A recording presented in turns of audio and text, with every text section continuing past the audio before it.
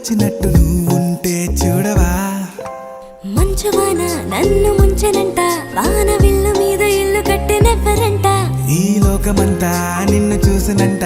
ఏ దిష్టి నిన్ను తాకకుండా ఇంటిలోనే దాచుకుంటా రంగు